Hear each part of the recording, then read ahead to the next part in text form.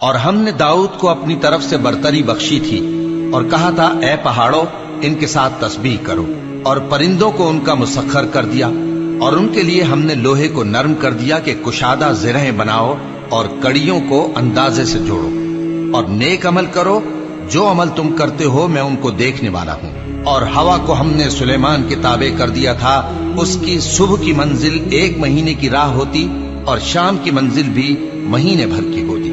اور ان کے لیے ہم نے تانبے کا چشمہ بہا دیا تھا، اور جنوں میں سے ایسے تھے جو ان کے پروردگار کے حکم سے ان کے آگے کام کرتے تھے، اور جو کوئی ان میں سے ہمارے حکم کے خلاف کرے گا اس کو ہم جہنم کی آگ کا مزہ چکھائیں گے۔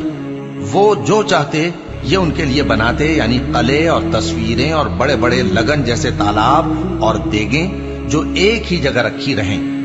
اے آل داؤد، شکر کرتے رہو، اور میرے بندوں میں شکر گزار تھوڑے ہیں۔ پھر جب ہم نے ان کے لیے موت کا حکم صادر کیا تو کسی چیز سے ان کا مرنا معلوم نہ ہوا مگر گھن کے کیڑے سے جو ان کی عصا کو کھاتا رہا۔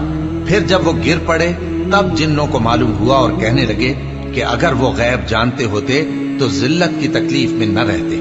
اہل سبا کے لیے ان کے وطن میں ایک نشانی تھی، یعنی 2 باغ، ایک داہنی طرف اور ایک بائیں طرف۔